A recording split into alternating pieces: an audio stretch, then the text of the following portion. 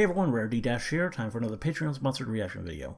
And this one comes to you courtesy of Russian Dust, who has requested that I react to David Firth, Heroes of Animation with Bing from HuHa 2. So yeah, this is going to be about David Firth, who if you don't know, he made that video Cream that I reacted to a couple weeks ago, and also made the Salad Fingers series. And that's really all I know. I don't know anything about him personally, I don't know his other work. But I'm interested to learn because I do see something there, especially after watching Cream. I really like that video. That's actually probably one of my favorite recent Patreon videos that I've done. Even though I don't think it was really the biggest view getter, I personally just thought it was a worthwhile thing and pretty cool. So I'm interested to learn a bit more about David Firth and see what he's all about. I'm thinking this is going to be that kind of thing. This is going to be sort of telling us more about him because it's called Heroes of Animation. So I'm guessing it's going to be like sort of just a piece, like getting into him, possibly even an interview, and it'll, yeah, help us learn a bit more about this guy and what has him making weird, kind of creepy videos on YouTube. Anyway, let's just go ahead and get this started. Here we go. HuHa. HuHa 2 ha!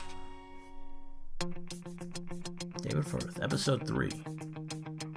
Hello, my name is Bing, and this is HuHa's Heroes of Animation. So where Bing's we our investigate host. Success stories from all over the varied landscape of digital animation. Cool. This week I'm meeting David Firth, the mastermind behind the incredibly surreal Spoilsbury Toast Boy, Burnt Face Man, and the hugely popular Salad Fingers.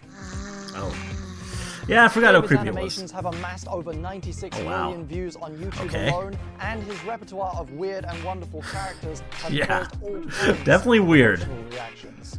I think wonderful David Firth is a bit more subjective, but it's kind of like a traumatic experience. David Firth seems to have about this right. innate ability to kind of reach into your brain and pull out nightmares that you didn't even know you had. He's a genuinely scary, intense, wow. worrying man. Okay. Sometimes you kind of watch one of his videos, like Dog of Man, and then you forget about it for a while. Like, I don't know, your brain suppresses the memory of it. You'd be halfway through a conversation, you remember it and go, oh God. We found it disturbing. We couldn't keep our eyes off it. And then we just got addicted to it and we watched all of it. And it's just brilliant. Love Salad Fingers. And we were all doing impressions. Yes, I He's remember a very that. nice man, but the way that he, his animation. I'm interested to see what he's actually like. I like rusty spoons. Yeah. David's That work was has the popular featured on thing. the BBC with his hit series Drill Bit Head and Jerry Jackson, as well as being part of Charlie Brooker's Screen Wipe. In 2005, the San Francisco Chronicle named Salad Fingers one of the top 10 cultural phenomena of the year. But is he as strange and creepy as his animations would lead you to Well, let's believe? see. I got a message from David telling me to meet him Is this here, where he lives? but it doesn't look right.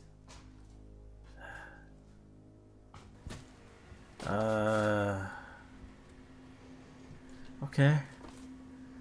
I'm a bit scared. What? Oh. Hello, Bing. How are you doing? Well, I'm doing okay. he You seems... found the place okay? Yeah. Yeah. He seems pretty normal. I mean, that's kind of to be Why are we in expected. this building? Oh, this building's very inspirational for me. You know, I like to sit here and soak up the atmosphere, and it really helps me with my films. It helps me come up with ideas. Cool. Yeah. Right. Well, do you want me to show you around? Yeah, sure. Yeah. To someone who hasn't seen my work, I would describe them as strange, dark, surreal comedy cartoons. Some of them have a dreamlike feel, some of them have a nightmare-like feel, some of them are satirical, some of them are silly, but most of them are strange. Yes. I find to create a more atmospheric effect with my cartoons, I like to go out and photograph textures of things and incorporate those in. This room in particular were made into rooms in SOC 5, and I just find there's something really interesting about the way the whole building's just decayed. Some of it naturally, and some of it... Looking at everything else, Cream seems like it's probably one of his least disturbing I works. think it all comes together, and it's got a really just sort of eerie feel to it.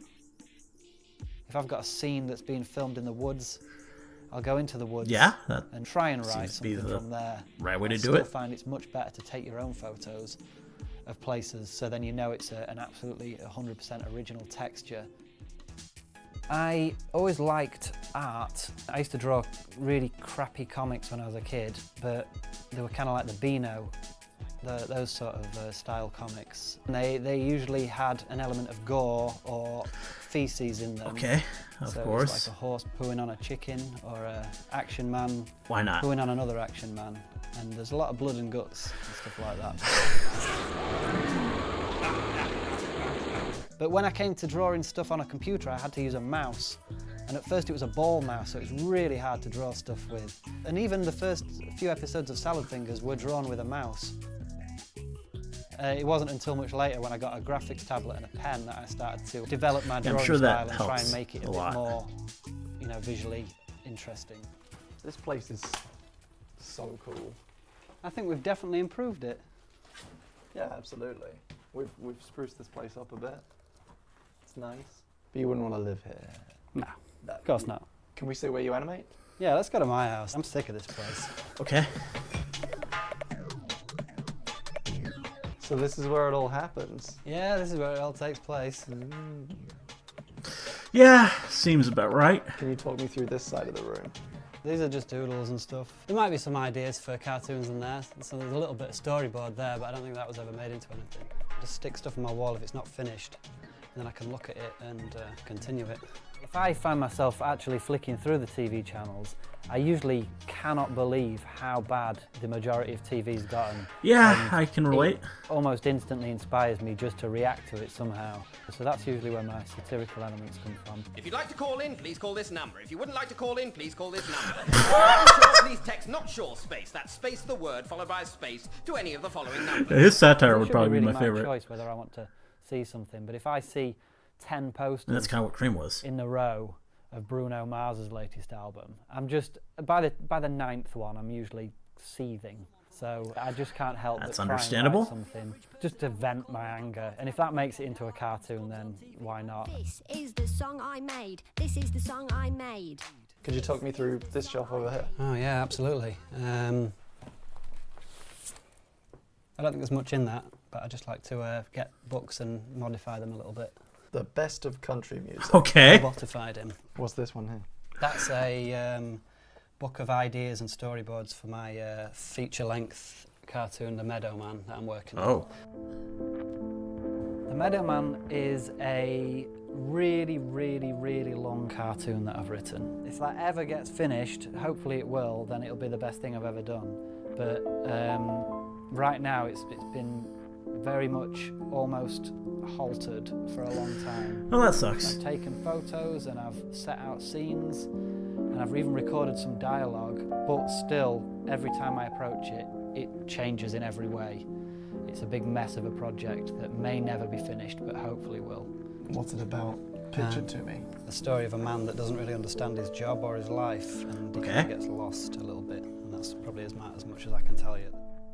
Initially, apart from my friends watching it, I don't think anyone else was watching my stuff because I never got an email or a comment or anything until I made Salad Fingers. Yeah. And then I put that on Newgrounds and it got on the front page. And after that, you know, I went from 100 hits a day to 10,000 hits a day, literally overnight. I created as many cartoons as I could just so that I'd keep a hold of this audience and hopefully it would build, and it did. In about 2006, Charlie Brooker contacted me and said he wanted to get me involved in his Screen Wipe show. So I did about 8 short animations for him. Later on, the BBC asked me to make some cartoons for their website, and I said the only thing I've really got time to do is Jerry Jackson. So I did a series of those for them. I think it was interesting that Jerry Jackson went from a cartoon that was originally booted off of Newgrounds for being too bad to eventually being picked up and commissioned by the BBC for their website. I thought that was an interesting eventuality for Jerry Jackson. In between the death life and the death is living. Yes. That is what my brother says. And he is a born-again Christmas. He's all about the this looks like quality teenager stuff. That should probably keep his mouth shut, but, you know, says everything he's thinking, whether it's wrong or right, it is based on one specific person that used to follow me around the internet and email me, but it was always badly spelt and it was always quite funny.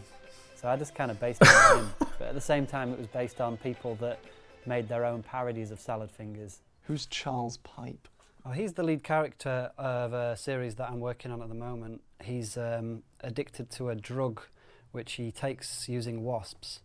Okay. I kind of got bored of doing things that followed a linear plot line.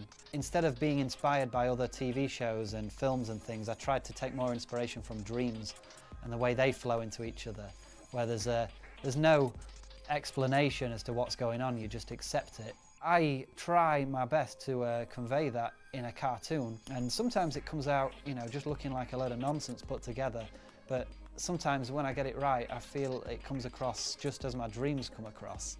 I take these to cafes and bars and things so I can write when I've got nothing to do there, and also I'm always keeping them next to my bed when I'm sleeping, so I can wake up and write a dream down or write something down early in the morning. My favourite characters are some of the ones that I probably don't even fully understand, like the Jonathan from the black and white cartoons. I don't even really know what's going on in his head as much as the audience doesn't know. Yeah. That's Ren and Stimpy there, a very sort of sick, vulgar children's cartoon from the 90s. Twilight Zone? Oh yeah, the 50s Twilight Zone episodes. These are really inspirational for me. They really just turn the world inside out and then... Wasn't really all that into Ren and Stimpy, but I'm Twilight a big Zone. fan of this. Apart from that, I like the Granny from Spalsbury Toast Boy. I think my friend Christian did the voice and he did a really good job. And she's just completely brain dead, but just enough intelligence to speak, and that's about it. I wanted to give you a free kiss. Also like the Beetle Doctors. I think they've got a very suave sort of manner about them, and I like the way they're always joking with each other. Beatles are good at this sort of thing, don't you know? The two cartoons I made when I was in art college, and we'd sit in my room for hours and hours and hours making these little clay animations, and one of them was Hell and one of them was Drums. And the Drums one was a music video for a friend of ours at college. Hell was an attempt to make the most disgusting, gory cartoon we possibly could, just using clay. Wow, okay. Well, it looks like you succeeded pretty well. More recently, I did a cartoon called Crooked Rot, which was Great a name. sequel to Hell in a way. I sent the video away to a friend of mine who's a composer called Marcus Fjellström, and he composed the soundtrack to the visuals. So it almost felt like it gave it a narrative when it came together with the soundtrack. You got a lot of records lying around. Can you talk me through some of these? Yeah, well, I think there's Neutral Medical Canada. Good stuff.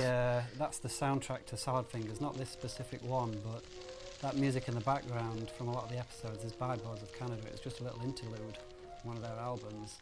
FX Twin is the musician that made the Milkman song, which I provided the animation for.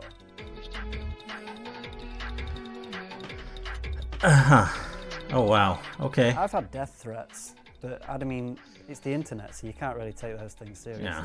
I kind of enjoy seeing negative comments now. For some reason, I just feel like I've got under people's skin, and that's kind of a positive thing for me. It's a good attitude, but I mean, I can see why it happens. There is a kind of odd method to the madness. I think David Firth is very funny, but sometimes can just kind of U-turn a bit, even for a moment, and go, here's something a bit more serious, and then flip it back on track. And I think that's kind of special to do with David Firth, that he's able to do something like that. The vast majority of the feedback I've received has been overwhelmingly positive. I think my grandma is a fan of Salad Fingers, so it's good that I have a family like that. You seem to be a vinyl person. I hate CDs. I just really don't like CDs. The artwork seems to matter on a vinyl because it's big, isn't it? You know, you just get to look at it. It's not this tiny little pokey little thing. Neutral. You know, I'd prefer it if they were that big. Yeah. You know, your vinyls were like huge things and you could look at the artwork really close. I found these records in this building. That one's a classical one, and this is some 70s pop. But mainly what I found I'm going to take them with me because they've covered in dirt, and if I play this through my record player and record it, I can create some really interesting sound textures. And if you notice, the music on Salad Fingers is all scratchy and kind of old sounding, and that's come from this sort of thing. We're going to make some nightmare music. Crackle. Gorgeous.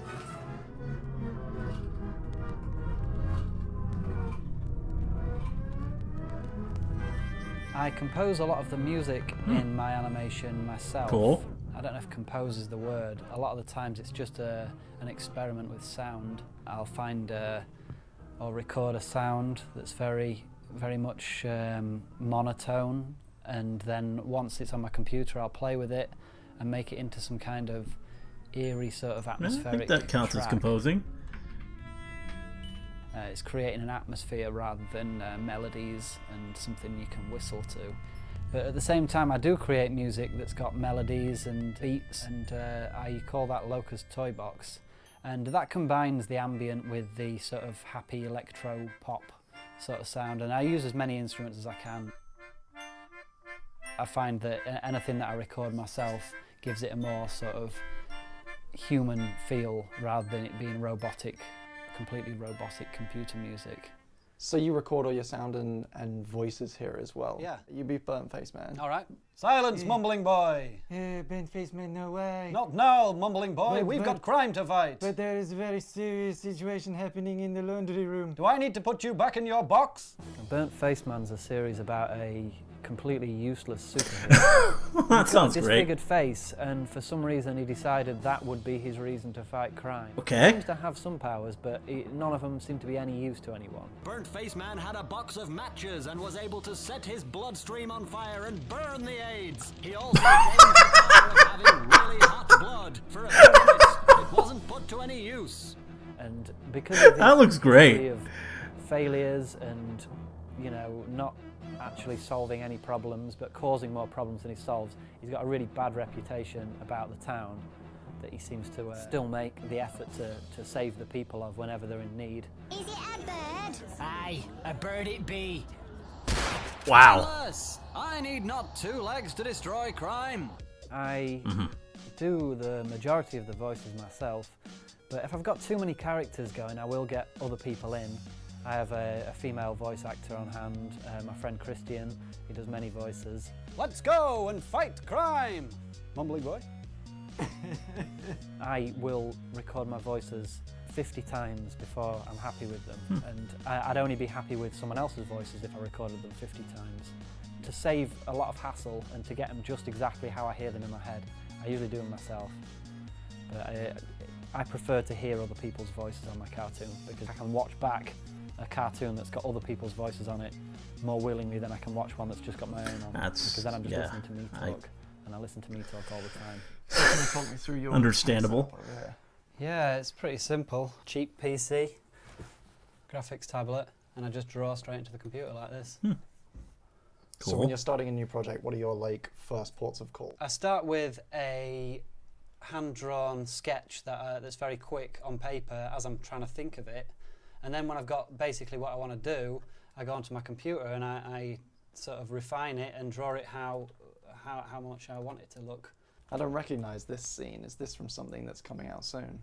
Yeah, this is from a new episode of Salad Fingers, which I'm working on at the moment. So this is... And I don't really have many details to go into, but it's called Birthday. I mean, Salad Fingers is done now, I believe. A depth so that this I've must gone be a into while more ago. than any other character with Salad Fingers. He's probably the most developed of all the characters I've ever done. I think there's probably more aspects to his personality than my other characters, so that you can't just say, oh, he's schizophrenic or he's traumatized from some past event. I like to make him in some ways inconsistent so that you don't guess what he's going to do next. Somewhere out there the skies are blue. The Salad Finger series is so bizarre. It's like some horrible atrocity, but you can't help watching it. You want to see more. It's like a nightmare that you kind of want to see through to the end. You can't look away from it, even though it's unsettling you to your very core. It was frightfully rude of you blokes to leave for the Great War without me. Come inside and we'll fix you a nice hot bath. It was just like an in-joke, really. I was playing the guitar one day. I was playing a C chord and my friend Christian said, "You've got salad fingers." And I said, "I want to make a cartoon called Salad Fingers." And we just discussed what should happen. And the overall thought was he should look for spoons. I must find the perfect spoon. The first 4 or 5 I did really quickly. I really raced through them. And then after that, I decided I was rushing them too much, so I'd take a little bit more time to make each one. Good old Auntie Bainbridge has agreed to take care of you whilst Daddy is enfeebled. This episode of Salad Fingers is probably going to take me 2 or 3 months to do, but the first episode I did took 1 day and 1 night, and then everything has increased. It's taken longer to do each one. That's how it always is, I Maybe think. future episodes will take 2 or 3 years to do. Oh, maybe it is still Every going. time We it's just haven't had an update in a while. Salad Fingers was very much a kind of sitting around in ICT in late GCSE period. Like some people would watch that and be completely creeped out, and some people would laugh forever, like at Salad Fingers. And I think it's amazing that he can find that balance. I think part of me would love to see some more Salad Fingers, but there's still a terrified child inside me that says, please no more. Nay, nay, you're all ready for the big race. This is the first toy that I've ever had any part in making. There was a company that approached me and asked me if they could make a toy of Salad Fingers. I think it's going to be in some kind of toy shop. I'm really happy with the way it looks. The texture, the feel of it, the expression, yeah, it really works for me. So this is the Salad Fingers book. Yeah, this is the Salad Almanac here. I used this one specifically for writing Salad Fingers notes. They're not full episodes, they're just bullet points with ideas written. Out of all of my work, I'm probably most proud of the Salad Fingers series as a whole. The fact that people look into them with such depth. Yeah, the thing that gets you analyse popular, them on that's got to every be level. what you... It really kind of excites me that people are that Yeah. into one of my series, so it's probably Salad Fingers in that regard. So you're working on Salad Fingers right now, but do you have other things in the pipeline? Like where are you going future-wise? I've started a number of projects. It's going to take me a long time to finish them all, but I've got about 5 or 6 different things going on all at once now, most of which don't really have titles at the moment. So I've got a lot of things to be going on with. Bigger works that I've written but I haven't managed to get into animated form yet is probably my best work. My feature-length film and the series that I've almost entirely written. I think once that's done, that'll be the thing that I'm the most proud of. This has been absolutely eye-opening and very, very interesting. Thank you very much for having me. Thanks for being here. No worries. I'll let you get back to your too many projects. Yeah, cheers. See you later. So that was David Firth, and I hope you enjoyed this insight into his work just as much as I did. Turns out he's just a really nice guy. Yeah? But now I've got to get back on the road. Oh. Next episode, we're talking to Tom Scott and the rest of the team who make Ed's World. So make sure you subscribe to HuHa for every episode of Heroes of Animation. And if you've missed any of the amazing people that we've talked to so far, click here for Mr. Weevil and click here for Lee Hardcastle. My name is Bing, and I'll see you next time. Okay. Well, there we go. That's cool. I mean, learned a lot. Saw a lot of interesting stuff in there.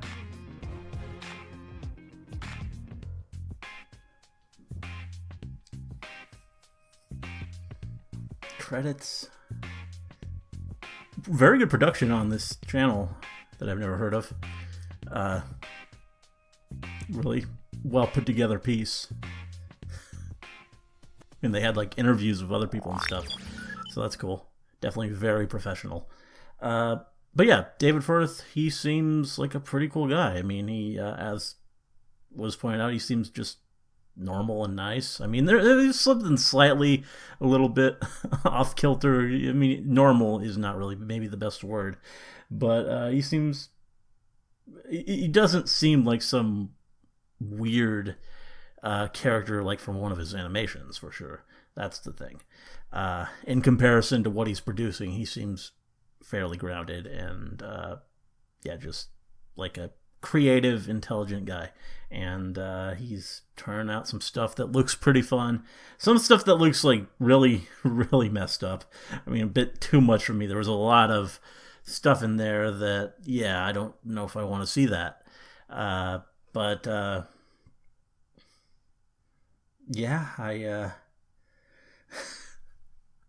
I mean, it's probably easier to take in a thing like this with him like talking over it and actually sort of explaining his process.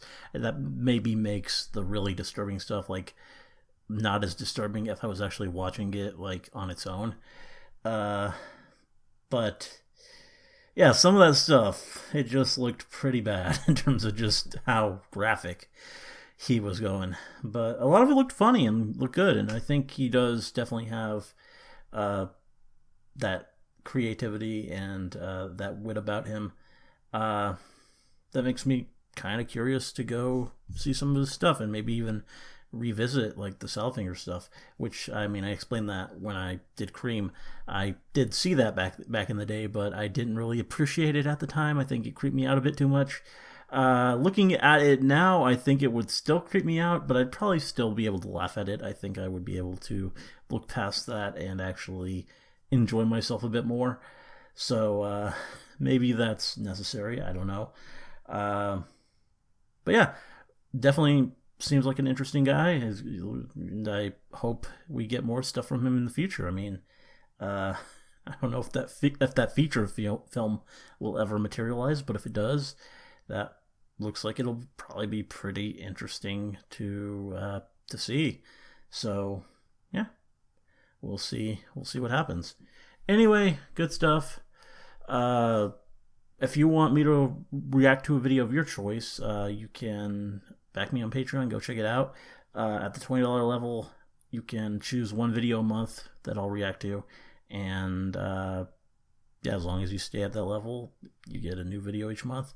And it can be just about anything, even something kind of weird like this, something offbeat, or it can be something much more mainstream. It can be whatever, just so long as it's not really long and it's not something I've seen before. Anyway, hope you liked the reaction. Let me know if you did, and see you in the next one.